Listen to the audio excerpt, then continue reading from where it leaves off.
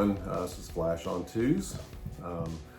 Creating this new video showing how I plan on installing or actually doing fork rebuild on my 2019 Indian Springfield here. Today is November 11th, 2023. I'm creating this in my very messy and small workshop here in Hitchcock, Texas. It's a little chilly outside. So anyway, I've had this Springfield, I bought it new. It was a leftover stock about 2.5 years ago. It's my first bike, and I've put about 23,000, 24,000 miles on it. I'm a little late getting the fork rebuild done. In the Indian manual says to do it at 15,000, but I don't know, I did a lot of research and I thought that was kind of too soon considering the price, right, and the time it takes to do this. So I've done a lot of modifications on the bike myself already. By the way, I should have mentioned, I'm not a professional mechanic by any means. I'm actually a professional photographer and videographer, and I don't particularly like doing mechanical work, but I do it for two reasons. One, to save money, but also because I just don't trust other mechanics. I've seen the work they've done on things. I've had a couple of work on my bike for particular reasons, and they did crappy work. I've heard from other friends of mine who've had work done on their bikes at the dealers that they did a crap job. And so I would rather spend the time learning how to do this sort of work and do it myself, save some money, and do it right. I may not do it perfectly and the first time around, but I can fix my mistakes. So I'm making this video for people like me. There's tons of you out there who work full-time jobs and love to ride, but they do want to keep their bikes running properly and to fix problems that may arise. And so I just want to give back to the YouTube community because I've learned so much by all the videos that I've seen on there for whatever I need to get information on. So anyway, I don't expect to have this project done today. It's going to take me a few days because I have other things I got to do here and there, but I'm going to make this a very detailed video. You may have seen a couple of my others. Changing the lights, I did a video on that. I've done a video on the oil cooler install and some other things, but I'm hoping that this video will be of some help. One thing that I've done in preparation for this procedure is I've actually been working on this for months now, just kind of preparing. There's a lot of tools involved in parts and a lot of steps to strip this whole front end off just to get to those forks. I've watched a couple of videos online, and the problem with the videos is they seem to be geared more toward people who are mechanics already and who would understand everything they're talking about. So between the two of them, because they do leave some steps out here and there that I think are important to go over, and without those steps, it can get a little confusing. So I'm hoping to create a video with all the steps involved. So if you decide that you want to do your own forks, then maybe this will help out. I think my dealer quoted me like $1,200 to do a fork rebuild. Some people have said, oh, their dealers charge $700. You know what? It's all over the place. Every dealer is different. But I figured I probably have spent $700 on tools and parts. So once I do it the first time, it's paid for itself. Plus I'm going to do it right. I'm going to thoroughly clean every part that I take out with the forks, and it's going to be a top-notch job when I'm done. I'm certain of it. The only part of this project that I'm not looking forward to doing, it's kind of silly, is the top two screws that hold the headlight bucket in place, and on top of the nacelle. That's where my handlebar bag is, and I've had to remove the headlight bucket before when I changed out the headlights when I first bought the bike, and putting those 2 screws back in were extremely difficult. So I'm hoping this time around I'll be able to figure out an easier way of doing it. As far as, I'm sorry for this long intro, feel free to fast forward it. I mean, it's just, I like to kind of go, I'm very detailed. So as far as preparing for this, like I said, I've watched the videos of those other 2 guys. They did a really good job, but they missed out some steps, or they had some confusing steps that I'm going to clear up when I make this video. I've got my big old trusty service manual. I recommend everybody getting one of these if you don't have one already, because there's a lot of things in here that will clear up issues that you may have by watching videos alone. It does have torque specs in here and the proper steps that should be followed, I believe, as best you can. I mean, obviously there's always a workaround on something, but this is a good starting point. And I've already gone through and made myself a list of steps that I've taken from the 2 videos that I've watched and also the service manual. So I'm going to be going through this. I've prepared all this. Hopefully I don't screw up anything. I think that's my biggest fear when I work on my bike, is screwing something up, because the last thing I want to do is not be able to ride this thing. And but I'm very methodical, and it's going to take a little time. But hopefully you guys watching this, it'll go a lot quicker, especially if you can fast forward through this intro part. So we're going to get started here in a minute. And like I said, it's going to take a few days, probably, maybe sooner. I don't know. But that's it for now. Okay, first step on this project is to remove the windshield. And then after that, I'm going to get on the handlebar bag that I mentioned that I'm not looking forward to messing with, because it is a pain to put back on. So that's what I'm going to do first, is remove the windshield. Everybody should know how to do that. It's been a while since I've had this put on, and there, of course, there's a lot of crap in here and dirt and stuff, but basically you got some Velcro to separate in order to get to those bolts down there. You can see them down in there. Look how dirty that is. I got to clean this thing out. So anyway, I'm going to remove those 2 bolts, and I believe there's some spacers underneath there as well. So I told you I'm going to be thorough with every step. So there's the bolt that came out, and you can see that little spacer right there. And that's what the screw, washer, and spacer look like. And then I'm just going to lift the bag out. You can see underneath how it looks all dirty. I got to clean that up. And that was just sitting right there on top of the nacelle. Okay, so I'm going to go by what the manual says on here. I've already removed out the 2 bolts on the top of the nacelle. It says to remove, or at least take it off and move it back, this console cover, but I'm going to try and do it without removing those 2 screws and taking that apart, because I've done it before, and the videos I've watched don't say you have to do that. So we'll see if we can do this without taking that off.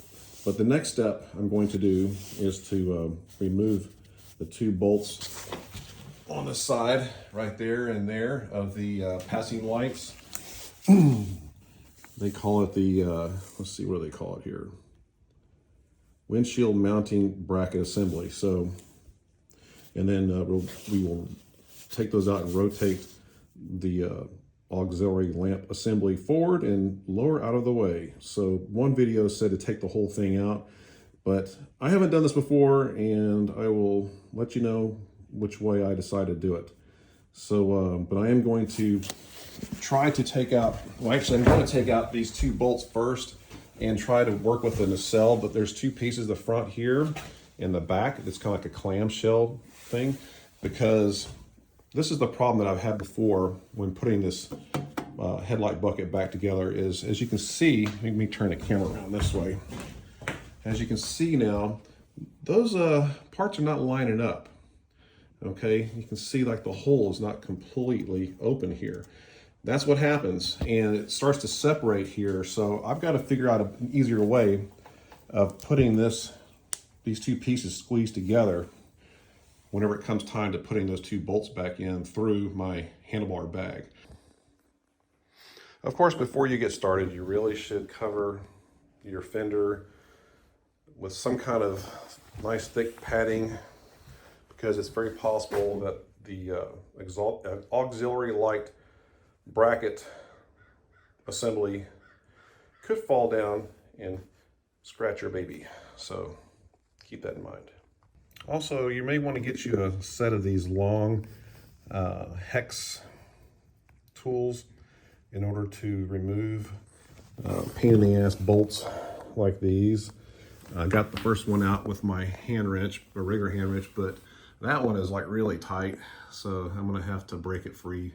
And yes, that sucker was in there tight, and now after I broke it free with the wrench, now I'm just using this tool. But keep in mind that you got these little spacers in here. They're loose.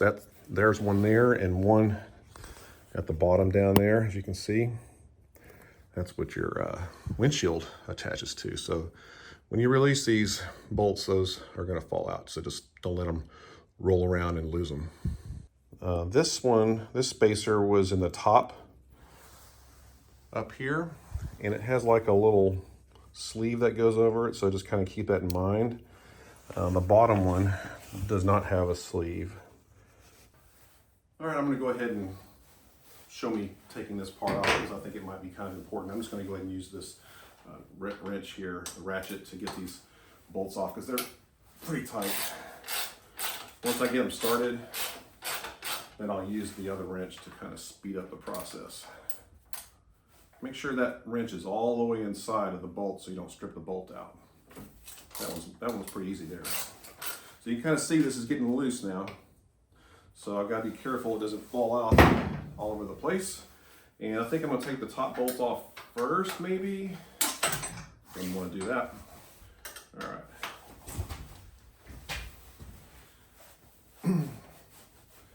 So yeah, I'll take the top one out first, see what happens.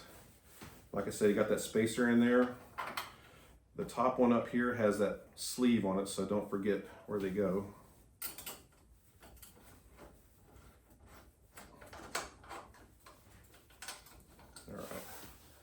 Set that aside. Here's that sleeve. This is already tilting forward. Like I said, amateur mechanic here. Kind of figure things out as I go sometimes. Actually, most of the time. So I'm gonna kind of support this so it doesn't fall down right away. Once I finally get this bolt out, if I can do it by my fingers, yeah. That's really getting loose there. Now it's got some, the power cables.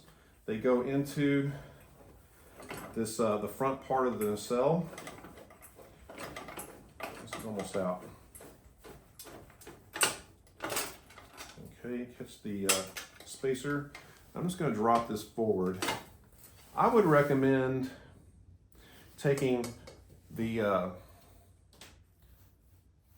headlight bucket off first before you do this step, because it just all fell apart here. So that's what I really should have done, because it's really heavy now. Everything's kind of separating here. So this auxiliary light switch here, it's got this cable going to it. Goes back up in here and connects to here. So I'm going to disconnect this so I can take this back part of the nacelle off. That's going to give me a lot of room to be able to remove these 4 bolts that are holding the headlight bucket in. Okay, I just had a little success. I managed to pull this out from behind there after disconnecting this little cable. And they're really hard to get out. You may need some needle nose pliers to press down on a little tab. Can't see it here. See where that little red line goes into that hole? Well, the other end that plugs in here, you have to push down the little tab where that red area is, and that'll disconnect it. Now that I have more access, I managed to get the one bolt out down there from behind when all this was together, but it was really hard to get that other bolt out. So there it is there. Now that I've pulled the headlight assembly away, then I'll do the other side, the other 2. And this is really heavy, by the way. So if you ever take it off before, just keep in mind when you take off, I would remove the bottom bolts first. I've already done both on this other side. We're about to do the other one, but do the bottom ones first and then the top, because it'll fall forward. And you want to not let it fall on the ground. All right, got that detached. There's you see one hole there over the right, bottom right, down there, and there. Those are the 4 bolts to get your headlight bucket off. And you just have to disconnect the power cable. All right, I want to point something out as to why I like to do my own work when I can. I don't know, a couple years ago, I had these high-rise bars put on by my Indian dealer. They're Indian bars, and they had to put a new clutch cable on, right? So look what I just discovered. Somehow they had it pinched, and you can even see some kind of cabling in there. It got pinched between these parts. Not cool. Fortunately, I think that little metal showing right there is just like a protective sleeve, because when I pull the clutch, it doesn't move. So that's not the actual cable. But still, that would really blow if it snapped because of that reason. All right, there's a couple of power cables coming down through the fender, which I'm assuming is for the head, the little light on the front here, the little Indian light. Why it's got 2, I don't know, but they do come up through the back. This is them here. I'm gonna have a lot of fun whenever I put all this back together, I know. But that's what they are, and they plug in. You'll see the little plugs right there. You need to attach that. And the other one is to this thing here. So we got to attach that because we're going to take the fender off, and you can't do that when those are connected. So just remember where you put them. That's not too hard to find, that one. And like I said, the other one's a small one right here. Just so you know, these cables, man, that they put on these bikes are so hard sometimes to separate the little connectors. So this particular one that went to the Indian headlight on the fender, that's one of them right here that I got out. That was real easy. The other one, you have to lift up that tab right on the end there. This has to be lifted up with a little tiny screwdriver in order for it to separate. Sorry, I'm shaking so much. In order to separate from the other end right there. My next step is to remove the cables that are attached to the auxiliary light assembly. And it's pretty easy, just those 2 over here. You can see they just kind of run up to that white one there, and then this one, and the same on the other side. And then we're gonna pull the auxiliary light assembly off of my fender. All right, as you can see, the auxiliary light assembly is off. I have the front nacelle just kind of sitting there. It's kind of stiff when you're moving around because all these cables are kind of attached to it and so on. The rear nacelle is out, and I'm telling you right now, I'm not gonna be riding this bike for a while trying to get it put back together, but I'm gonna do it. Anyway, now I have access to this triple clamp, which is this part here. I believe it's one piece, I don't know, but it goes on the other side. So you have your fork, the left fork in here, and the other side. Before I do get started on jacking this up and removing the wheel and all that, I went ahead and just used a quick zip tie to kind of hold the front nacelle in place, because otherwise it's going to be dropping down and hitting my beautiful paint job. All right, got the bike jacked up. I use these straps to kind of keep it from falling over. I attach it to that beam up there. Now I'm going to remove these side panels here, just these 2 bolts, one on each side. And then I'm going to remove the fender. Just a little advice, I think you should take the brake calipers off before you take the fender off. And an easy way to do that is just removing these 2 bolts here on the fender, loosening these on each side, and then you can tilt the fender forward to help you get access to the calipers. So that's because once I went to go take the fender off, it was kind of bumping up against here, the line, the brake line and all that. So that might be a better step. So next, Just got to remove this bolt and then slide the brake caliper out, and then I'm going to hang it from the crash bar here, so that way it won't be putting any stress on the brake line. This seems to work pretty good, holding those brake calipers up. The next step, we're gonna loosen these pinch bolts here. And then after you loosen those, then you can loosen the axle, which is a 14mm hex. Actually, I said just to loosen those pinch bolts, but you're gonna wanna remove them because they are part of the fork. All right, and there we have the axle, the spacers, and the pinch bolt. This is a good time to check out your bearings. Just kind of make sure you can spin them okay. If they're grinding or anything like that, then you may want to consider getting your bearings replaced. All right, next we got to remove this little speed sensor component. There's a little bolt right there. Takes a 5mm. Just remove that. And then we'll finally be able to start working on these forks. That's gonna be a mess to put together. Not looking forward to that. Okay, next step. The service manual is saying to loosen the triple clamp, the upper triple clamp fastener first, which is right there. I kind of zip tied this thing on here, so it's kind of in my way, but I can still get it off.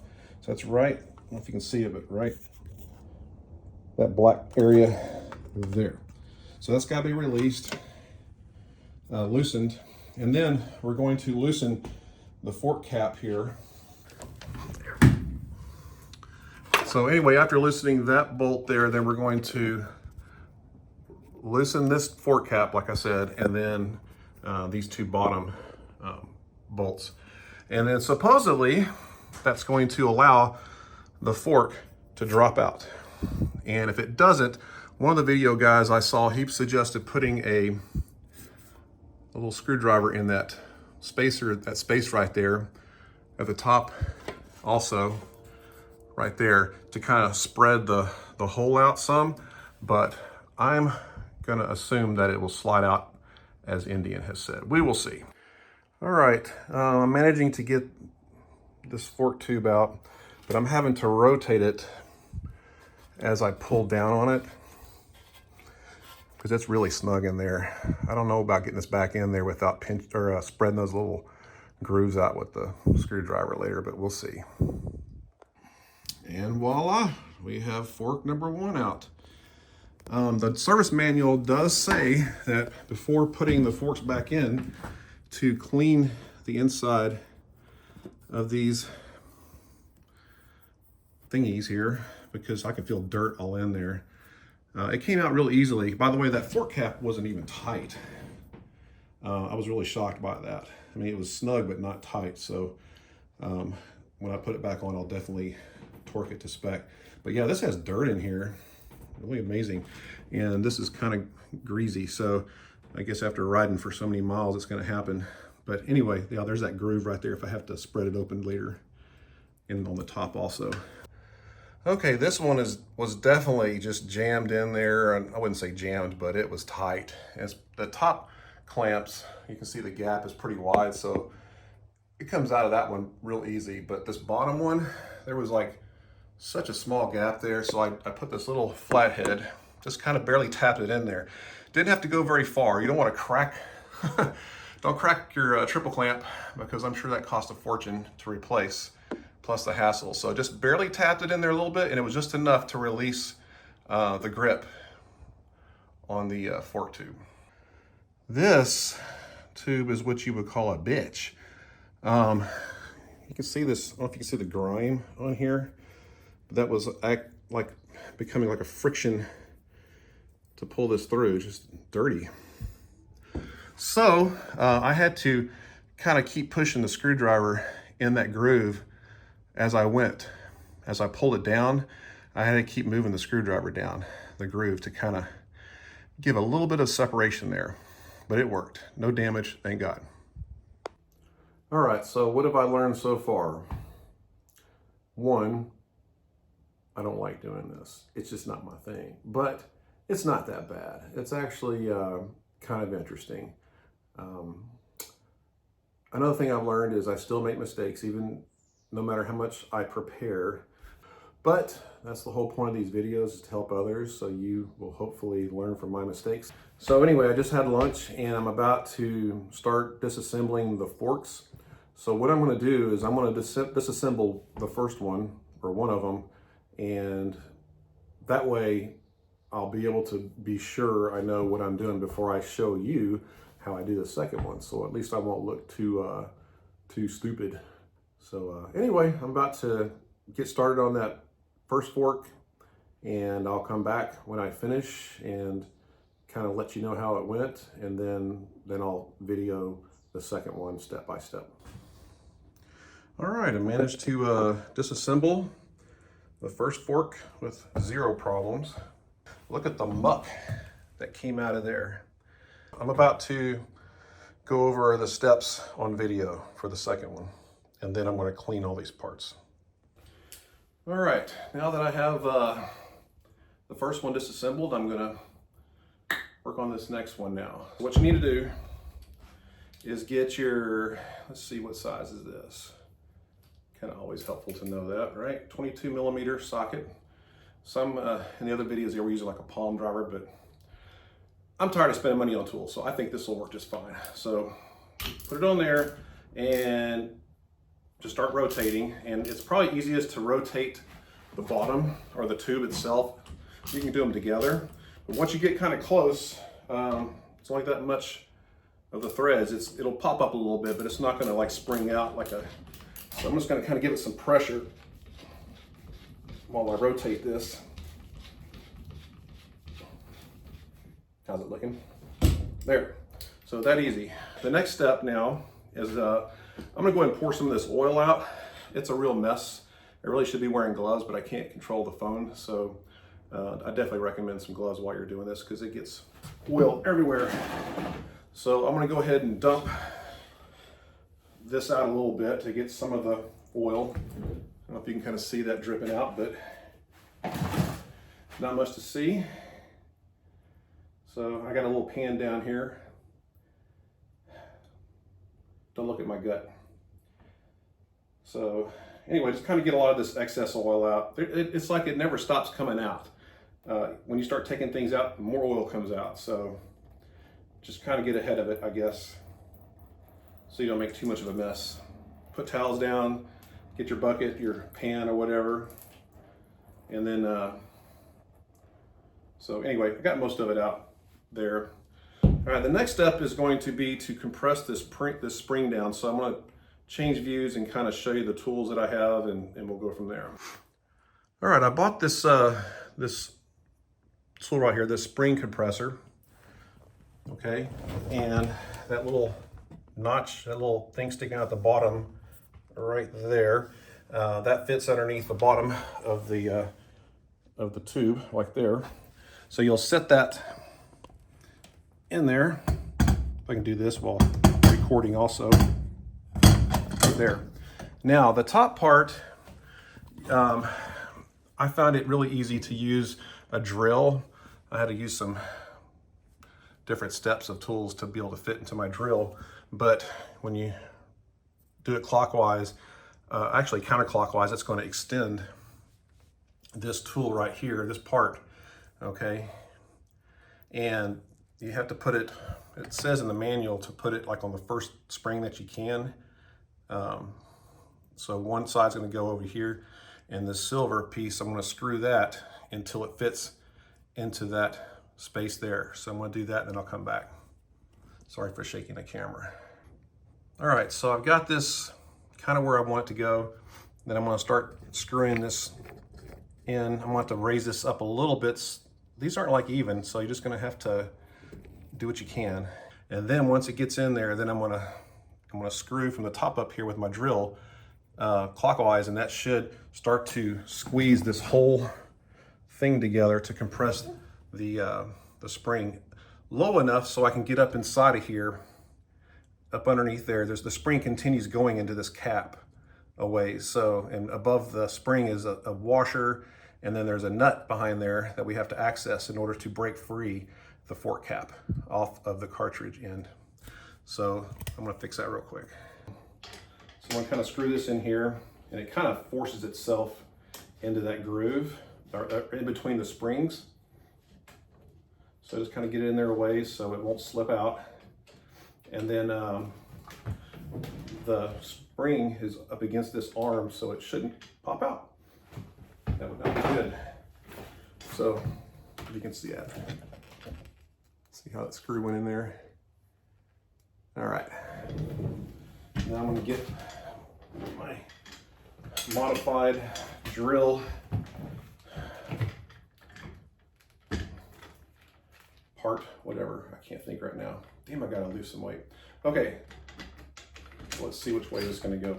So it should start going down, so I wanna lift this, actually, let me back up a little bit. Lift this up a little bit so the spring won't bend too much. All right.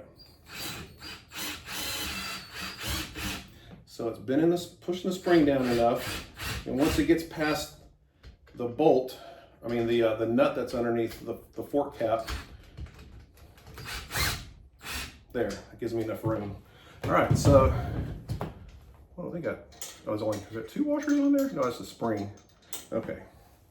God, I need to put gloves on. Anyway, so you can kind of see how it looks now.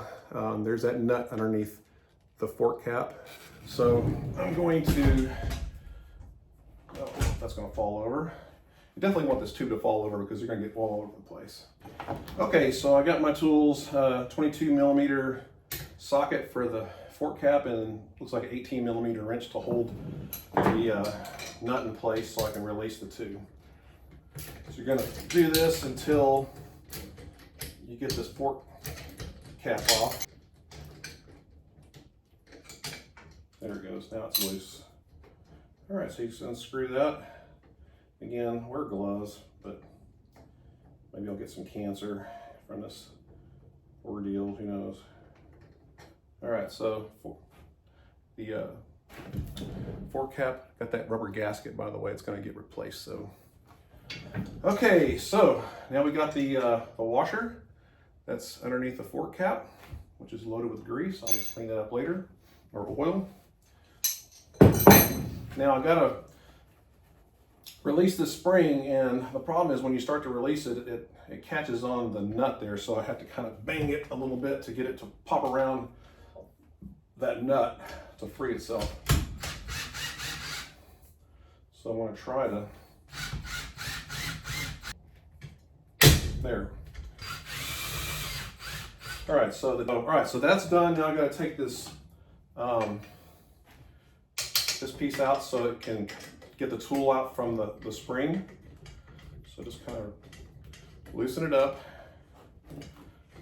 and then I can remove everything off of this spring compressor like that, and just pull it out from the bottom, set it aside because we will need it again when it comes time to reassemble everything. So what I'm gonna do now is I'm gonna take the spring out, and I'm gonna dump some more of this oil out real quick. Oh, there goes the spring. Let me fix this camera so you can see my wonderful mug there. All right, cool. Now there's another tool that you're gonna need. It just kind of helps out with the cartridge down there. So it's this here. I got this at Amazon. One end fits on the end of the cartridge, so you just kind of screw it on. That's gonna help you pull the cartridge in and out. So it's really thick. You can feel the oil inside of the cartridge. So what I'm doing is I'm trying to pump some of that excess oil out, if you can see that. All right, and we're gonna turn it upside down and dump some more oil, excess oil out, because don't really see, there's some coming out now. So sorry you can't see it. I'll try to turn the camera a little bit. You can kind of see what I'm doing here. It's like this oil never stops coming out. I mean, eventually it does. So this tool here cost me like 300 bucks, and it's got a special tip on it You see that shape there. So when you slide it into the end of the inner tube, eventually you'll feel it come into contact with the cartridge, and that will hold the cartridge in place while I take this 8mm tool, hex tool, and I'm going to put it through the other end down here, and there's a bolt inside.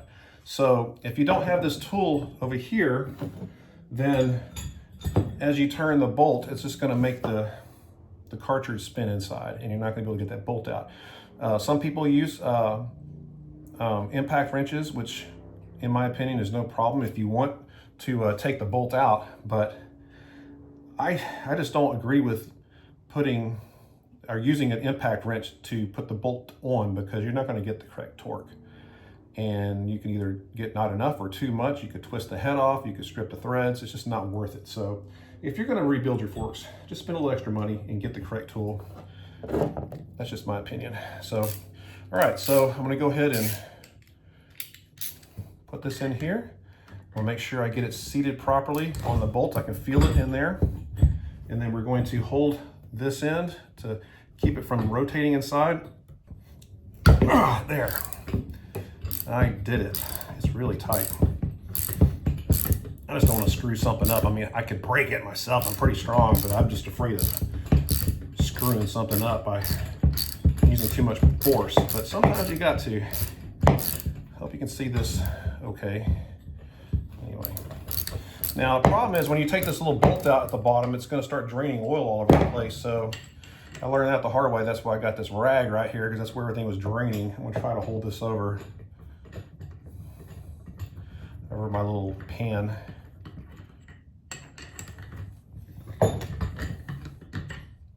That bolt didn't want to come out easily, so I'm going to have to just dump it. Come on, man.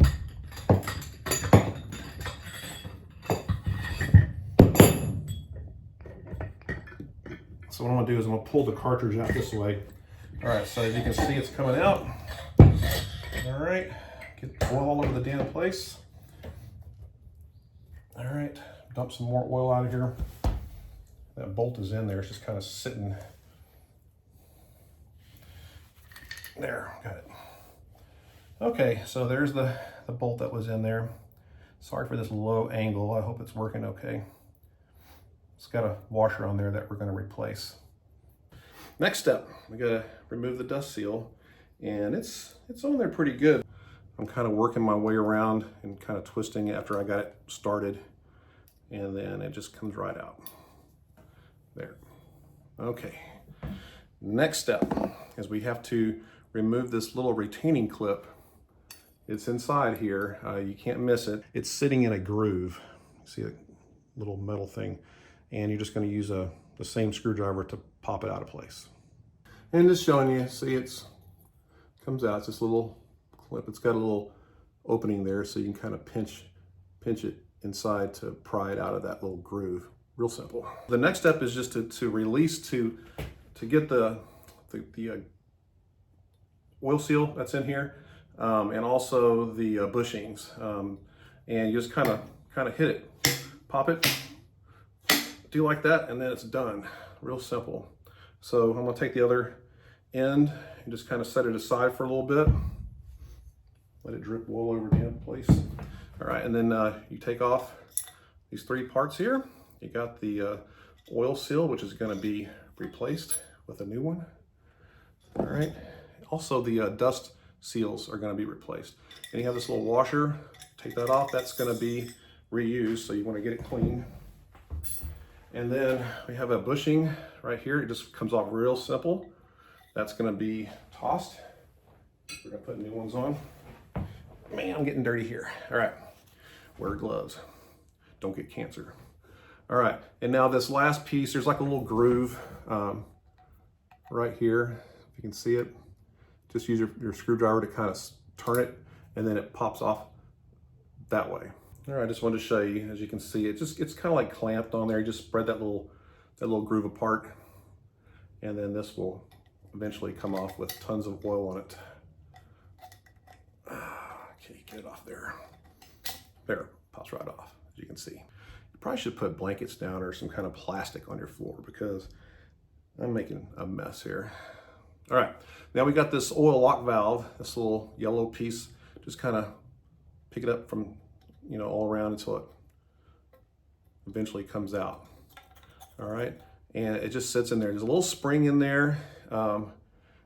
Make sure you don't lose that. I don't know what that little spring does, but it's there for a reason, so don't lose it. And then that's pretty much it. Now we just got to clean these tubes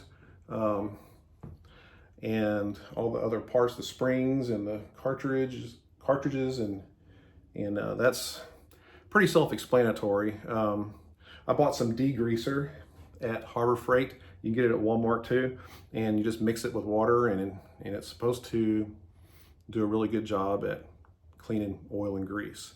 And then once you do that, I'll come back after I get all of it cleaned. I don't think you really care to see somebody washing parts. It's real simple. And when I come back, I'll do a little short video showing you all the stuff all spick and span. I did forget one little step here. Before you start cleaning things out, get the cartridge and pump it a few times, because more oil, as you can see, oil's squirting out from the bottom of it. Just do that first. That's basically what helps your suspension from bouncing all over the place with the spring, right? Is the fluid goes inside of there, and this slows the bounce. But so there's a lot of fluid in there. Kind of do it a few times and then let it drain, make more of a mess. All right, here's the aftermath. Pretty nasty. That's to be expected. I bought this brush and on eBay. It really helps to get down in those tubes to scrub it. I'll try to put a link in the description.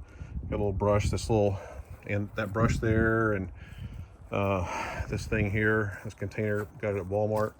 This is that heavy duty degreaser. But like I said, any degreaser should work fine. Just measure out the correct parts. I think it was 20 parts water to 1 part of that degreaser. But anyway, I recommend you getting some brushes, smaller brushes. This is I think like a 3-inch brush, that one. You may want to get like a 2-inch brush and a 1-inch brush, some pipe cleaner type brushes, because there's some little spaces here and there that you're going to need to get into. If you like cleaning your guns really well, then this is kind of the same thing. So anyway, just some ideas. Let's walk inside of here. This is my shop here, and I'll show you. God, it's such a mess in here. Look at all this. So you put plastic down before you do this. There's all the parts.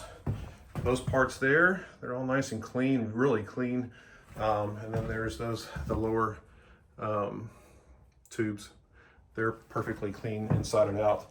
Whenever you're washing, after you wash this out, you're going to want to pump this this rod in and out like that to get the fluid in there.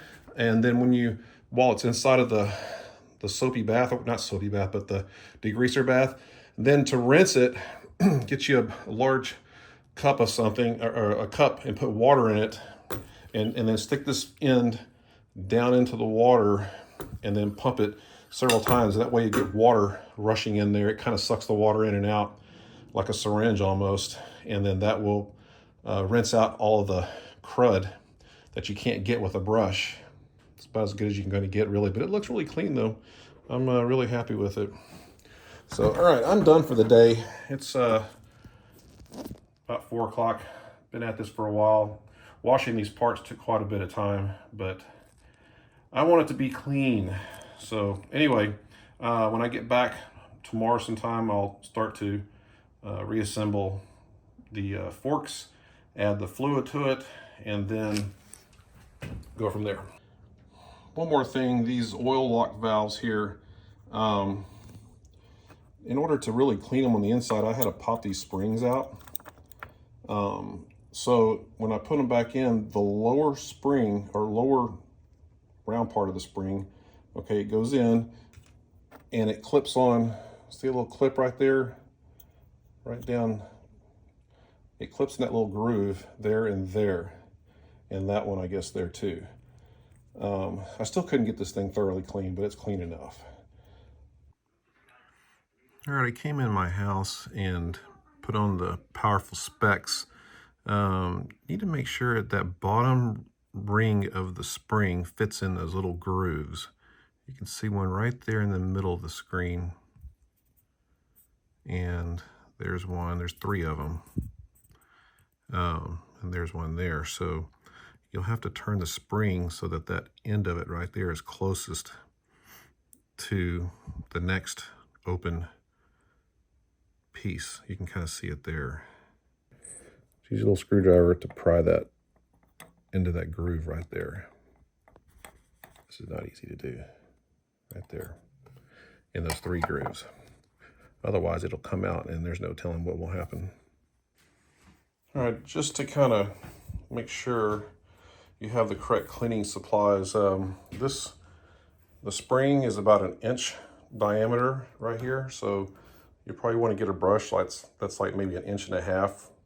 Maybe a 2-inch brush would fit in there, but that way you can get the coils clean on the inside a lot easier than what I had to do with my brush and rags. So get you with a long handle, because you got to stuff it down that spring there. And then that big brush that I bought fit really well inside of the inner tubes and also the outer tube. So that was no problem. And as far as the cartridge, I mean, you really can't clean the inside of this thing. So you just make sure your degreaser is really doing its job, and just pump that sucker, you know, as much as you can to get the fluid in and out, the degreaser out of the in and out of that hole there. I mean, there's not much room in there really, but anyway, I'm sure it's clean. Just let it dry really well before you assemble everything. That's another reason why I'm going to call it quits for the day, because I want this stuff to dry really well. I don't want any water mixing with the fork fluid. And let me see here, to recap, let's clean all those are the parts we're going to reuse. Actually, the kits that I got has these already. You want to replace the little snap rings or whatever, but the other parts there, the fork caps, this is a metal ring that goes on the inner tube, and these here go on top of the spring when you put the fork cap on. Just so I don't forget tomorrow when I start assembling everything, these are the kits that I bought from All Balls Racing. You can see the number, item number there. These are the fork and dust seal kit. So it's got the oil seals and the dust seals in there. And then this kit here is the fork bushing kit. So it has all the bushings inside, the little snap rings, the washers, the O-rings that are going to be needed for when I assemble all this. So far, so good. I'm still happy I did this myself. All right, so next day, and I would say that if I hadn't had to stop a lot, you know, like to make the video and take lunch and reread instructions and things, I probably could have had all this stuff done up to this point within about 4 hours. So it wasn't bad. Today I'm just going to reassemble the forks, put the fluid, the fork oil of course in there, and get them all ready for installation. I'll work on the rest of it tomorrow and the next day. So I think the number one thing for all you non-professional mechanics, my advice is just schedule these things for when you just know you're not going to need to ride your bike, because otherwise you're going to go crazy trying to rush things, and you're going to make mistakes. You may damage things, and you don't want to do that. So it's been dreary weather around here, which has been a good thing, so I don't feel anxious about getting out on the bike. So I'm going to give myself a few days to finish this. No rush. That way I can make sure I do things right. All right, the first thing I'm going to do is install the oil lock valve. Again, make sure that that little spring is in there in those little grooves. You don't want that coming out. Apparently, from what I can tell, is when this is down inside of the outer tube, well, it's actually going to be inside of here. When it goes down, the cartridge goes in here, and I can kind of feel the cartridge touching that spring inside. So I just can't believe it's plastic. Anyway, make sure that everything is nice and dry. There's no oil residue on either one of these, because you don't want this sliding out later. So you just kind of stick it in there and it holds itself in. I don't think it'll come out, but just make sure it's nice and dry. No oil, so it won't fall out. So that's the first step. Next up, you're going to take your first bushing. This is the one that goes on the end here. Anyway, take your first bushing and get a little bit of oil. Just kind of wipe it on there. Lubricate inside and out. It doesn't have to be a lot, just a nice, smooth, thin layer of oil. Good enough. Then you will take it. You got that oil lock valve in there. Take it and kind of slide it on. Just kind of real easily goes inside that groove right there. All right.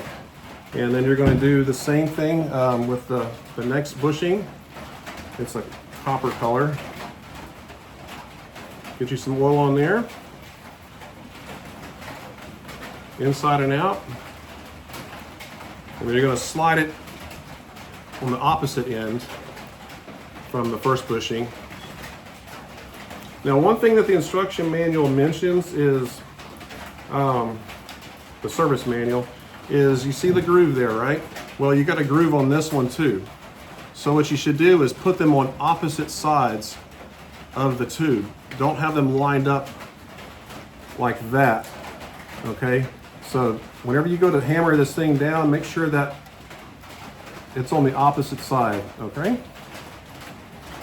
All right, next thing is going to be this washer, this large washer, making a mess with oil already here. I finally put a table in here, making things a little easier. Slide that on that end. All right, so now we got those 3 items on there plus the oil lock valve. So the next step is going to be to drive those parts into the outer tube. We're going to take these items, so like I'm at a retail store. Just slide it down in here real carefully. You don't want to jar it or anything, because you don't want that oil lock valve to come out. All right, and just kind of push it, let it go all the way down. All right, it kind of comes to a stop. Now you got that washer right there, and we have to drive it down, and I have this seal driver here, and I'll put a link in the description on where I got it, which was Amazon again. And basically you just slide it on here and make sure everything's lined up, and then we're going, it's kind of heavy, this bushing driver or whatever, and we're going to just kind of hammer it down until it makes a thud. You'll hear a difference. It's going to hammer those bushings in.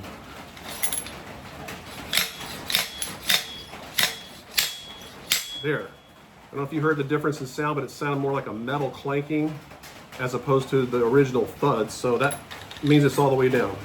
All right, next step is going to be to put the oil seal on. Now there's 2 sides. You've got one that has like a big gap on it, and the other side it's got a gap, but it's not as wide, and it's got some kind of numbers on there. Yeah, it's got letters, and I guess letters, I don't know, but numbers. So that side goes up. First we want to grease it down or oil it down, put a little oil on it like we did before. Inside and out. This is a little bit tight when it goes in there.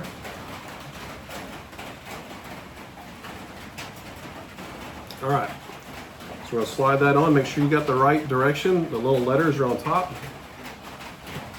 So this is a little bit stiffer to get in there. Kind of get yourself lined up. Get it all level. See? And then we're going to do the same thing again. We're going to drive the oil seal down.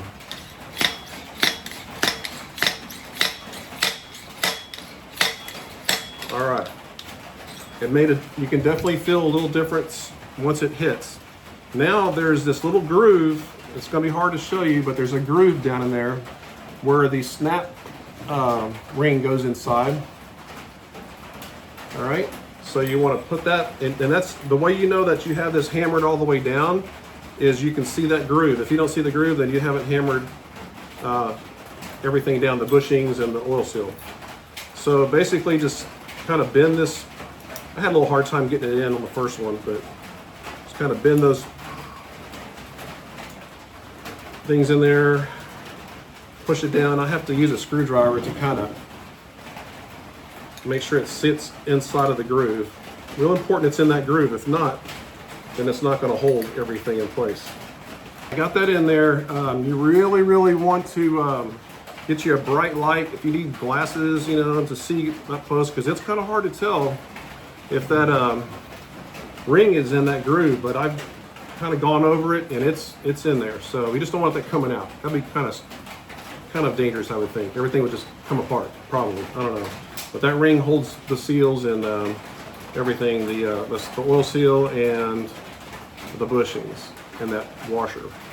So anyway, the next step, according to the manual, the service manual, is to make sure there's no oil inside of this groove now. Get it all clean, because you're going to put that dust seal on, and I would think that that dust seal could come off while you're riding if it's got an oil layer there, right? You don't want it to be lubricated. You want it to be a dry fit where it sticks. So just make sure. I use these white rags because it's easier to see if there's any oil coming off, and it's all clean. All right, then you take your dust seal, and you see it's got that little spring on there. That's going to go up. All right. Now this is a little harder to do than the other bushings and such. You got to really hammer the hell out of this. So, but you use the other end now. This end here we use for everything else. It's a thinner lip. Now we're going to use the back end of this to not damage the dust seal. So we're just going to hammer it on there. I may have to put this on the ground because it's kind of hard to do. And I kind of rotate this a little bit.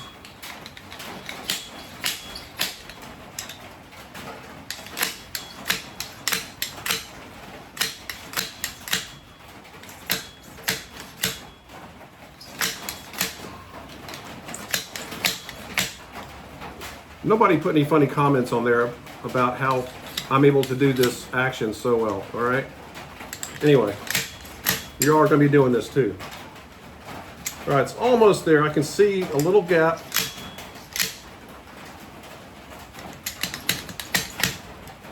Just want to make sure it's all the way down. And I think I got it. So there's that. All right, this can come out. All right, we got to put the cartridge in there. So just make sure it's clean. Don't have any debris on there. It's been drying overnight, so there shouldn't be any more water in here. All right, if you look down in there, you can see that oil lock valve down there with that spring. So this fits inside of that oil lock valve. I don't know what it does, but it does. So we're going to slide it down in here.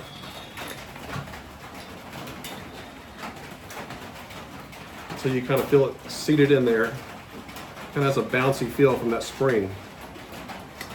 All right, looks good. So the next step is to take the very expensive, remember this tool right here, it fits on the end of the cartridge shaft to hold it in place. You got to get it past that nut that's on the end of the cartridge. So there's not really much to see here. I'm just going to do this real fast. All right, so I'm gonna so whenever I set this down in there, I kind of rotate it until it falls into place.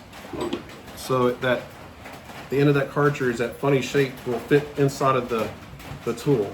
So I'm gonna set up the camera. I had to do this on the floor in order to get my, I mean, there's ways you can get clamps, I guess, to put this in, but I'm just doing it on the floor. All right, we're gonna put the bolts with the new washer that comes in the kit into the bottom end of the outer tube, and that will screw into that cartridge that's being held in place on the opposite end by that cartridge tool. And then we have to tighten this to 17 foot-pounds. So I'm gonna set this up real quick. So what I'm gonna do first is kind of feed this through here with my finger before I try to make sure the threads go on okay.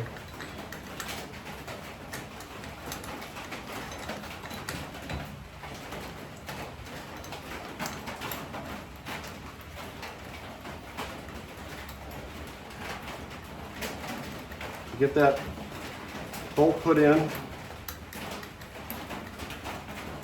and it's going in. All right, I'm using this cinder block to hold that tool in place, and sometimes I use my torque wrench, the click wrench, and also I got a little electronic one on here just to make sure I don't screw things up. So we'll put this on here. All right, again, make sure your tool is in the head properly.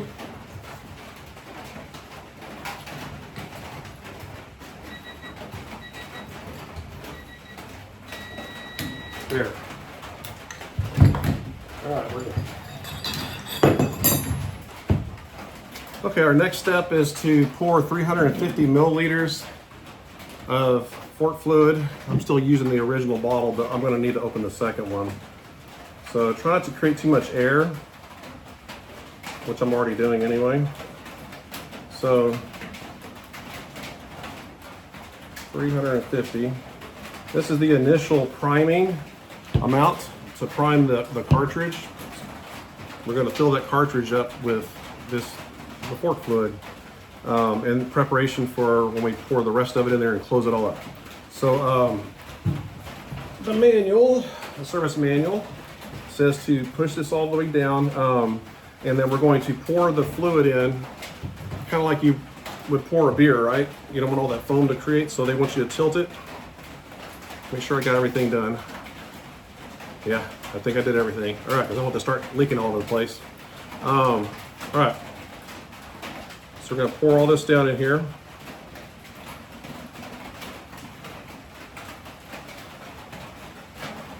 Looks like NyQuil. Okay, so that's 350. So the next step, it says, is to pull the inner tube out, and then I'm going to, if I can't turn this a little bit for you. All right. So now, with the tube pulled all the way out, the inner tube all the way out, you're going to put your hand on here and push down. Don't let the air seep out. I can feel air pressure building up behind my hand. And you want to do this for about 10 or 15 seconds. And what it's supposed to do is force out any air bubbles that might be inside of the fluid. It says force out trapped air from the cartridge and tube. So that's probably long enough. All right. All right, the next step, we're going to take this little damper rod. I think it's this end. It's going to screw onto the end of the cartridge where that nut is. Get it on there. All right, and then you're going to set it down. And I'm going to try to fix the camera again. And basically, I'm just going to have to show you and then do it this way. So you want to pull up, and you can hear the fluid going inside of the cartridge. And once again, I'm doing this motion quite well. How did I get so good at this? I don't know. Anyway.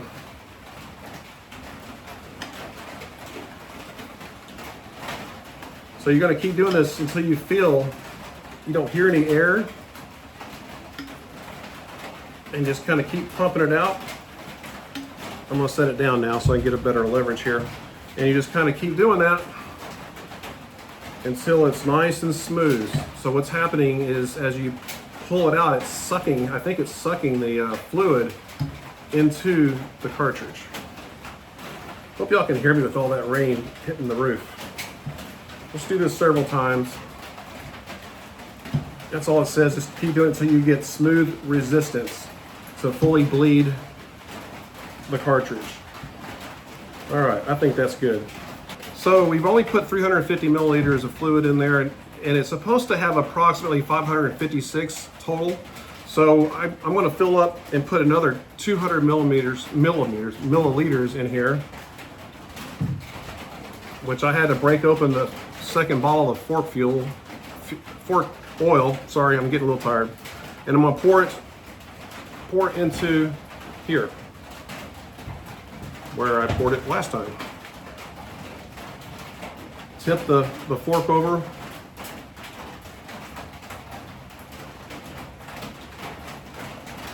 All right.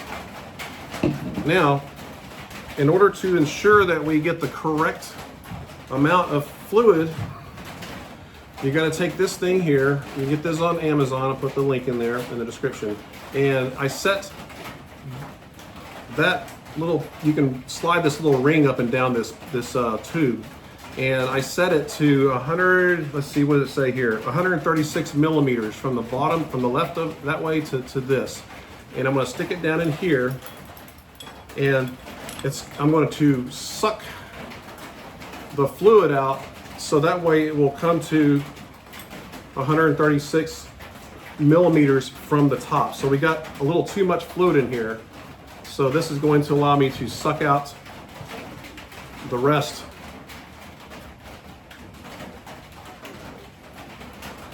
And you can hear it go like that.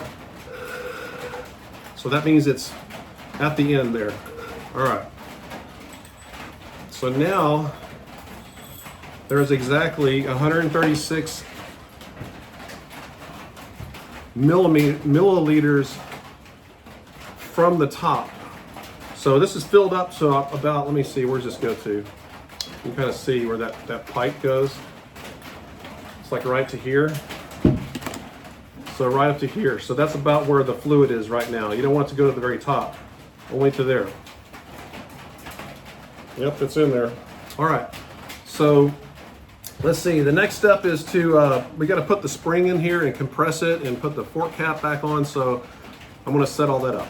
Okay, in preparation for doing this, I'm going to go ahead and take the fork cap and get the new gasket that comes in the kit. Put a little bit of oil on it like you would do your oil filter for your bike or your car, and then just slide it until it gets in that groove right there. You'll see all this when you take your bike apart, your forks apart. So there. And I'm going to clean off the threads, don't let too much oil get on there. Okay, so that now is ready to go on top. We'll get to that in a little bit. The next step is to put the springs with, you got tighter coils down here, you see that? And then you got these wider ones. So it goes down, the tight coils go down into the fork. We got the fluid in there, we got the cartridge, all the seals, bushings. So the next step is going to be to take the spring, tight coils, go in first. And it's going to sit on top of the cartridge, that part that the tool, that expensive tool attaches to when we're trying to put the bolt in from the other end. Now I'm going to set it up into the spring compressor. I've already showed you how I did that before, so let me set this up and I'll be right back.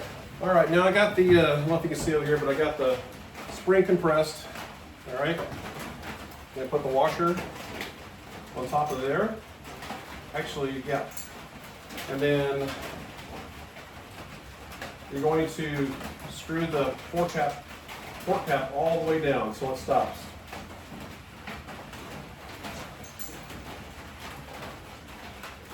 So I'm going to take this and I'm supposed to get the torque wrench. Hang on. I'm going to take that nut all the way up. I know it's kind of far away, but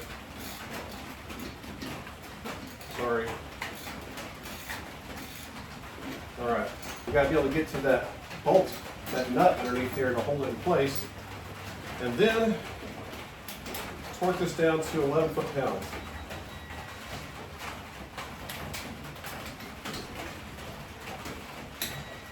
Yeah, all right. And the next step is to raise the spring back up, making sure that the washer passes over the nut. There.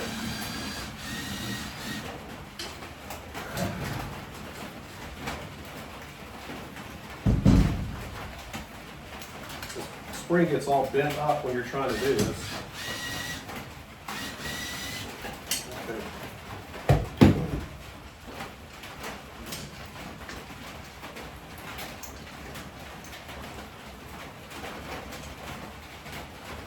All right. And then you just take it out of the spring compressor. Did I tell you I'm not a professional mechanic? All right. I compress the spring down with the spring compressor to get to that nut. You have the nuts all the way down on the bottom of the as far down as it goes on the cartridge end here. And then you screw the fork cap all the way down until it stops. Then you back the nut from underneath all the way up until it touches the fork cap. And then you tighten them both down until it gets to 11 foot-pounds. The next step is going to take some strength. Basically what I have to do is, you can see this can slide up, is I got to push down on this. It's not much compression there, but it's like an inch that I got to get this down until it grabs the threads on the inside of the tube to this fork cap. It ain't easy. I got this, you can use a palm driver. I don't have one, so I'm just gonna use my 1/2 inch ratchet. I took my gloves off because I need as much traction on this as possible when I grab the lower tube. And as you can see, so I'm pulling up on it as far as I can go. And now I'm going to put this on here, make sure that washer is seated properly underneath the fork cap. And I'm just going to do my best to do this for you, but basically I'm going to push down and lift up the tube and start turning them until it catches onto those threads. So we'll see if I can do it on video.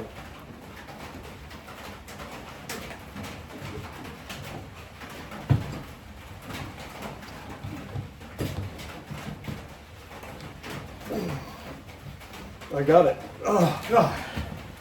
Holy crapoly. Okay. So it finally got going. Keep on tight. It's kind of stiff because of all the pressure from the spring. And then you get to the gasket and it kind of stops a little bit.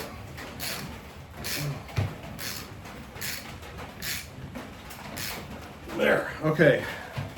Holy moly. Is it still worth doing it myself? Assuming I did everything right? Yes. Been a fun project. I'm trying to think if there's anything else I need to say. We're gonna do the final torque on this cap after we get it into the triple clamp. Because once we clamp the bottom parts, that's gonna allow to hold on tight so I can get that correct torque. So anyway, nothing's leaking so far. All right, I'm about to start day 3 on the fork rebuild. It hasn't taken a full 3 days to do this. I mean, the first day, Saturday, I maybe spent 6 hours doing it, and that included doing video and taking a lunch break and stuff. So I would say a total of 4 hours I spent on Saturday, and then yesterday, 2 hours. That I spent those full 2 hours assembling the forks and putting the fluid or the oil in and all of that. So they're done. And today I plan on putting the forks back into the bike. Sorry I keep rambling. I just fast forward through this stuff. I just like to kind of over explain things because I know there's a lot of you guys out there like me, like I said before, who are not professional mechanics and you may feel a little more comfortable doing a project like this if there's a lot of information. So, and again, I've collected information from at least 2 videos that I've watched online, plus reading the service manual to get this done. But even then, all this preparation work that I put into this, buying the tools and trying to learn everything, writing down the steps, I still feel a little uneasy sometimes. I feel like did I forget something? Did I not torque this down right? Or did I not put enough fluid, or I keep saying fluid, the oil in, you know? But I'm certain that I did it right. So just go step by step. Take your time. Don't expect to ride your bike for a while unless you just happen to have nothing else to do but to work on the bike. You could probably get it done in 2 days, maybe less. I'm gonna go ahead and get started. I gotta clean the triple clamp openings, get all that grease off, and of course clean the inner tubes on the forks. Get this all clean so there's nothing that's slippery, you know, no debris or anything on here. So far my forks haven't leaked. Hope I got that bolt in there to hold the cartridge in place right. I'm pretty sure I did. I'm gonna clean out, get that really clean. And down here at the bottom, I'm gonna clean that clamp out. This one's kind of grimy, so hopefully when I clean that, it'll allow the fork tube to slide up into position. And then when I stop, it's the top of the fork cap has to be flush with this top part of the triple clamp. I've got the left fork in place, as you can see. In order to get it past that first clamp though, I did have to take a screwdriver and tap it down into the groove a little bit. Not very far, just a little bit, just enough to give it that 1/2 millimeter of extra gap so the tube would slide in. So keep that in mind. If it doesn't fit, which it doesn't, I mean, it's a very tight squeeze. So that little tap, the groove was wider until I pushed it all the way up there, then it kind of closed down on itself. So anyway, make sure you get that little screwdriver. It's pretty small, little tiny screwdriver. That's all you need. But don't jam it in there too far because I would think it's possible to crack that clamp. Most likely it's aluminum. After you get your fork in there, I don't know which model you have. I've got the Springfield. There's 2 different torque settings for the lower triple clamp. All except Springfield, 18 foot-pounds, but with the Springfield, it's 23 foot-pounds. So that's what I had to set it at. For the lower 2, the top ones are 18 foot-pounds for all models.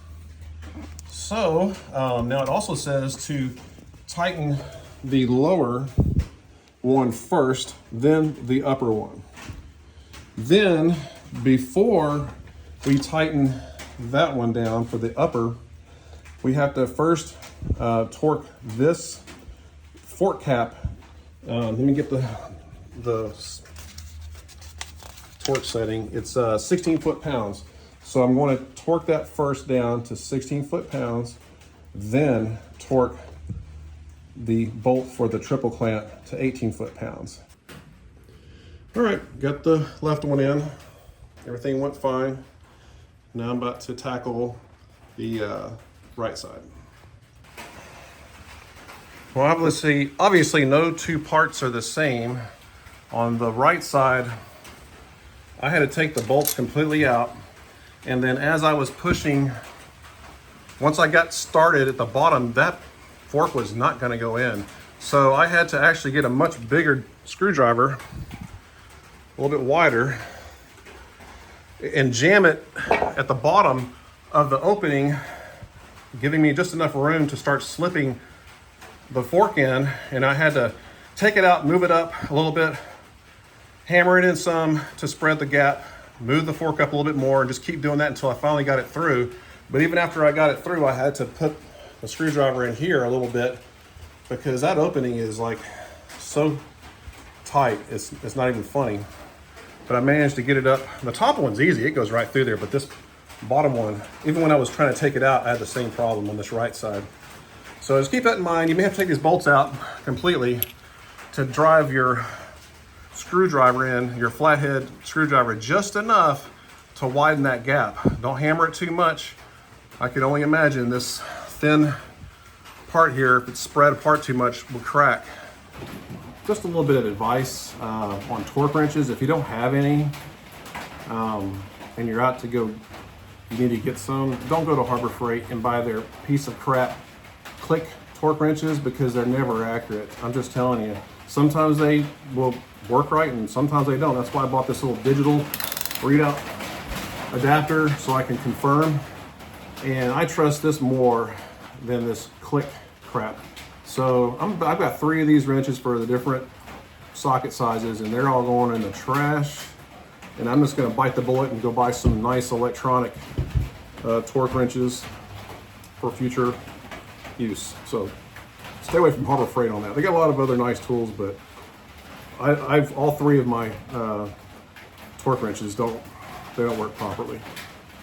All right, now I'm going to put the front wheel on, the brakes, and then I got to do that fender trim, and I'll get that on. There's no point in videoing that because it's just the opposite of what I showed you earlier. I'm sure most of you know how to put a wheel on. It's not that hard. So I'm going to clean up the axle, the old grease, put some new Maxima waterproof grease on it. I always recommend that any parts that you have to put back on, clean it, any moving parts anyway. I'm not going to clean that crap all behind the nacelle and the headlight bucket. I mean, why? Nobody's going to see it. You know, it's just going to get dirty again, right? Kind of the same like underneath the fender. I mean, I'm not going to clean that. So anyway, I'll be back after I get the tire and everything put on. Then I'm going to tackle this mess here, and that's my biggest concern. We will see what happens. Okay, I've been piddling around with the nacelle, trying to figure out how everything is going to line up, and I think it's necessary to clip this one zip tie, and I'm going to show you here. This little bundle of wires here, this wire here was the one that's attached to the I can't even say it, auxiliary light. That switch right there, okay, it goes over the top right here, and it's connected to this little bundle of cables, and these were all zip tied. Right behind this little thing here is a post that's a zip tie, and it had all that wadded up on there. And you got to keep in mind that the factory does that just so they can get all their wires out of the way for when they're putting everything together quickly. But for us, there's no need to have that. Just bunch this stuff up underneath there. But what's going to really help not having that there is, you see this screw hole? It was right, there's that thing, all this wiring was right there in front of this one screw hole. That's one of the 4. There's one here, here, and here that you're gonna have to, from the back side, put bolts in to hold the headlight bucket in place.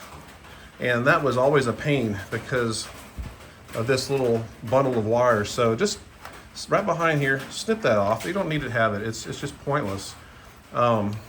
So anyway, I just wanted to mention that as I move forward. It doesn't look too bad. My clutch cable, I had to wrap a lot of electrical tape around it because it got pinched when the dealer put it in up against this edge right here. It was pinched right here. It was acted like a knife. So I don't know any other way. I mean, I'm tempted to grind this down a little bit more to give it some space, but maybe not. But yeah, that was pinched between there, and this comes up where the headlight goes in the bucket. It comes around that there. So hope that makes sense. Okay, I've been trying to figure out the proper, easiest way to assemble all this crap together. And by the way, even though the service manual says to remove this whole thing and slide it down, it's because to get the back plate of the nacelle in there. But all you got to do is just turn turn your bars to the right and slide it in from the left side over here, and you'll get it in there. You don't have to take this apart. Just watch your paint. It'll scratch right there if you're not careful. But anyway, so what I'm going to do, what I did was I put in this bolt temporarily to hold the bottom part of this back plate, and I did one over here also. And of course I'm gonna have to take those out later. So when I go to put the auxiliary lights in, I'm gonna put those top ones in first and then rotate this whole thing into place. Of course, take out those bottom ones before I do that. So bottom bolts are in there right now. Put the top ones in, rotate this down, take the bottom ones out, and then put them in once I get that in position. So that may work. But the only catch is I really need somebody else to help me. So when my girlfriend is available, she's gonna come out here happily because she loves the bike and she even helps me work on it. We did the brake fluid ourselves together. Definitely gotta have a partner for that. So I'll be back, and that's gonna be our game plan to get those pieces together. Okay, I've had another successful, I don't know, what do you want to call it? Another success. We managed to get this front and back sandwiched together. Doing that one bolt at the bottom to hold the bottom pieces in, and then I had the girlfriend, my babe, Sunshine, she came in and helped me hold this together. It really does require two people. And then we were able to get those bolts started on all sides. There's that one with that little sleeve for the windshield to lock onto. So I still have more sandwiching to do here, but what I need to do is get the grommet. Hang on. This is what I'm gonna do next, is this grommet goes on here on that, that one cable here. So that goes on, and then it slides inside this groove like that with the cable in there, right? And then this one goes too, and you have to pry this piece apart. So don't bolt these down yet. Don't put these in tight just yet on each side, because we have to tuck this wire up underneath there, and it may have to pull this apart a little bit, this front part of the nacelle, and feed those wires in here. Sorry, I'm not pointing the camera. Feed those wires up in here so we can make the connections, which are up in there somewhere. So just remember where you unplugged everything. There's this other bundle here that I cut the zip tie off of, and that's going to have connections from this light here, and also the speed sensor will be connected somewhere in here, as well as the Indian headlight or fender light, which I still have to put the fender on. Haven't done that yet. And the reason why is because I put the trim, the new chrome trim on it, and I'm waiting for that to adhere, so I will finish it up tomorrow. Okay, I've been working on getting this little grommet. Where's it go? Where'd it go? Right here. You can kind of see.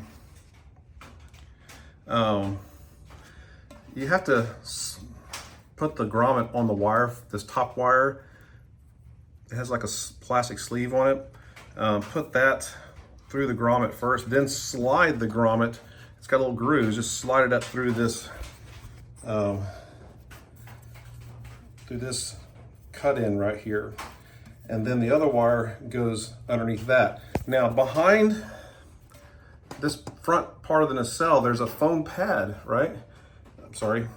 There's a foam pad right behind where my finger is that kind of cushions it from, I guess, to keep it from rattling against this part here, right here. So make sure when you stuff the wires, they go above that foam pad and up and around through here, okay? I'm just kind of getting these set up. Same thing over here. You want to make sure you feed those wires behind this foam pad. I can feel the foam pad underneath there. Sorry, I'm not pointing this camera. There's a foam pad right there, so make sure they go above it. So you'll have to pull this plate, pull the front of the nacelle forward a little bit. And as you can see, well, you really can't see now, but when you pull everything apart, you're gonna see these grooves. This doesn't have like a hole in it. It's like a groove, so you can kind of slide it in and out until you get all this stuff put together. And then after you're done with all the wires, then squeeze those two sections together real tight and bolt it down. Don't forget your spacers here and this one up here. Once you get all that done, then I'm going, after I bolt those 4 bolts down, I'm going to go ahead and plug in the lights to where they need to go, the speed sensor and the Indian light, which I still haven't put the fender on yet. I'm gonna do that here in a little bit. Maybe I'll do it tomorrow. I don't know, it's getting kind of late. All right, one more thing before I call it quits. I actually was playing around with this some more. Make sure your clutch cable goes down on this side of the bracket that holds your handlebars in place.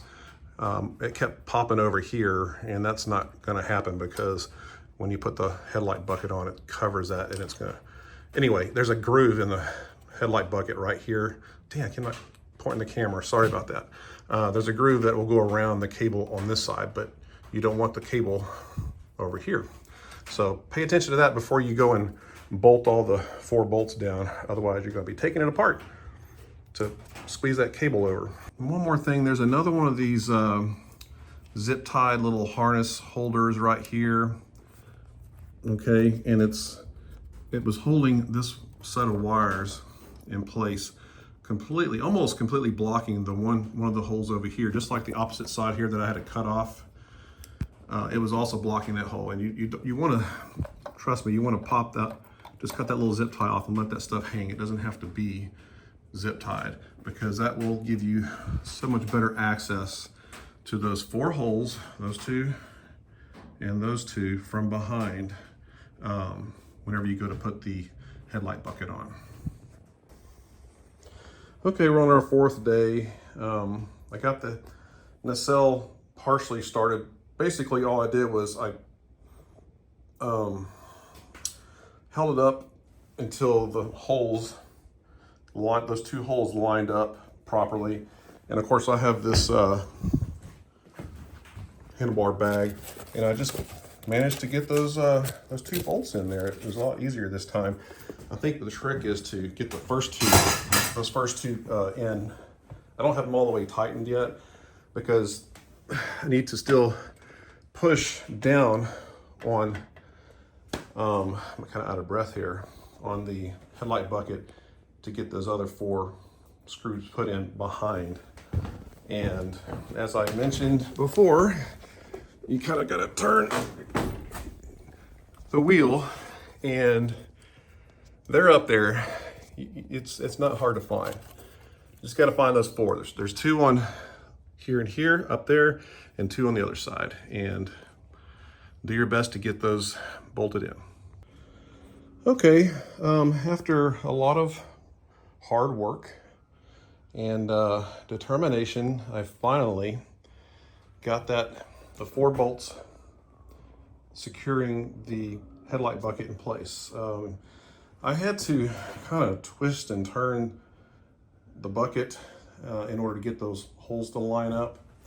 So just keep that in mind, because they may not automatically line up. And you may also have to loosen these bolts on each side just a little bit, because you want the whole thing to pop off. You know, because this is connected to this. And so you may have to do that just to ensure that the hole's lined up. This little gap here is not perfect across, but I don't care.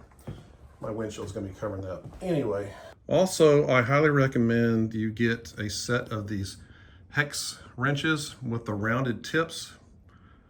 Those rounded tips will allow you to insert the wrench at an angle in order to turn the bolt. And you're gonna need that for the top left and top right bolts, because they're kind of way up in there, and a straight one like this, it's just not going to get into that angle. You may strip the head. So definitely get you a set of these, and they need to be long, because you won't be able to turn the handle on these. Now, I actually had an extra one of these little handles laying around. Oops, hang on a second. So what helps is if you have one of these, you can slide this in here, you can turn that, and now you got you a handle to torque it with, because otherwise trying to torque it with this little tiny piece with your finger is gonna kill you. It's not gonna feel good, that's for sure. So anyway, I got these at Harbor Freight. Weren't too much, but it's worth the investment. I got a whole kit of these. I have some shorter ones, but they were just too short. I don't remember if I already said it, but I've got the fender on, and next I got to put little zip ties on these lines like they were before to get them out of the way. And then I'll put the plate back on, and then the windshield, and that may be it. I have the Indian light and the speed sensor light cables zip tied back on there, and then there, and then there. Unfortunately, I wasn't paying attention. These cables got a little twisted up, so whenever you're running your cables, just make sure they're, I mean, it's not a big deal, but I'm kind of anal about things, so that's probably why I'm doing this project. Next, I got to put that plate on, and I believe I will be done. I've already powered up the bike.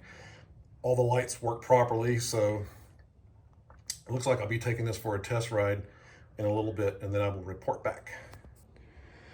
Well, I finally got everything put together, and now I have this enormous mess, all my tools everywhere to put back in order. But the good thing is I have my bike looking normal again. So the forks seem to be functioning properly, no leaks or anything yet. They're not going to leak. So I'm about to go take it for that test ride. Okay, this is a nice positive sign. Just about to get on the bike to take the test ride, and the sun has come out for the first time in 4 days. So yeah, see how this turns out. All right, what can I say? Works perfectly. Fortunately for me, in my neck of the woods, there's plenty of potholes and uneven surfaces and other bumps to test the suspension, and I definitely notice an improvement. You definitely feel like the bike is hugging the road better. So anyway, I'll be back with a recap of everything. All right, so over a period of 4 days with lots of rain, which was perfect, so I wasn't tempted to go crazy and want to go ride. I would say about 10-ish hours of total time doing the fork rebuild. Would I do it again? Absolutely, because hey, I've already invested in all these tools. Now I know how to do all the steps, and it was an interesting project. If I had the money to just pay somebody else to do it, of course I'd let somebody else do it. But you know, it was between, well, they quoted me, like I said, $1,200 to do it. I just think that's crazy. I mean, I can do it. I knew I could, and I'm certain that any of you who really want to do this yourself, you can do it too. Just watch this video a few times, because and the other, I'm going to put links to the other two videos that I've watched that really helped out, because the service manual is not going to tell you how to do this. It's just not. It gives you torque specs and maybe a step-by-step, but unless you actually see it being done, it's not something you'd want to tackle. So if you want to do it and you have the tools, there's no reason why you can't. So from one amateur mechanic to the rest of you amateurs, fight back against Indian and their high prices. I really think that they put in the service manual like 15,000 miles to do your forks. I just, that's way too early. It really is. I'm at just at almost 24,000, so I just felt, well, I'll go ahead and do it. It's the first time to change the fluid and all that.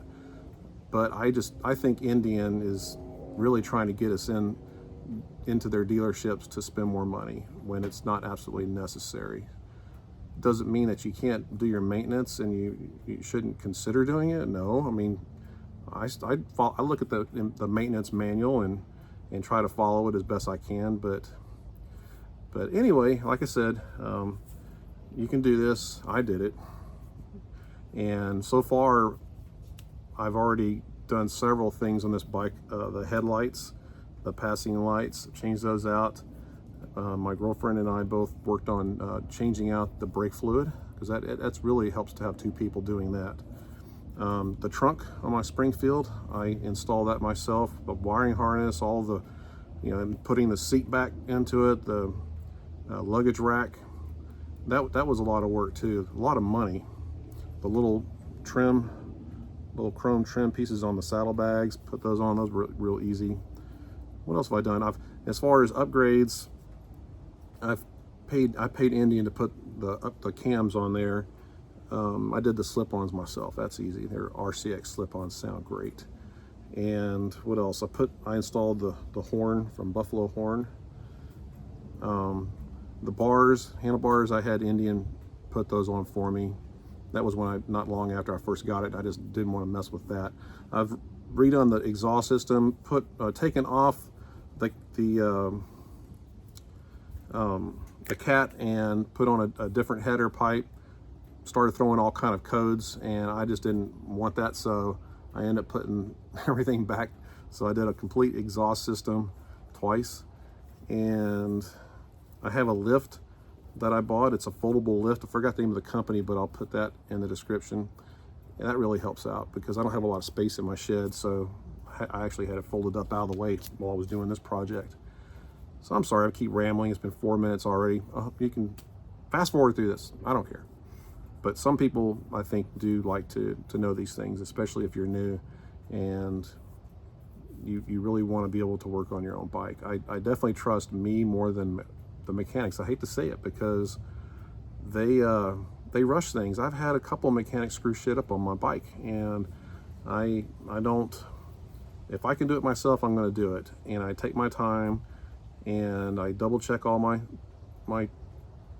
torque settings or whatever, and yeah, I second guess myself all the time. But the main thing is before you close anything up that will take you a ton of time to reopen it again, like the nacelle and the headlight bucket, just make sure everything's plugged in, everything's torqued down before you start closing things up, and just double check everything. Anyway, I'm lecturing too long, so I hope this video was helpful, and I'll be making more. Have a good one.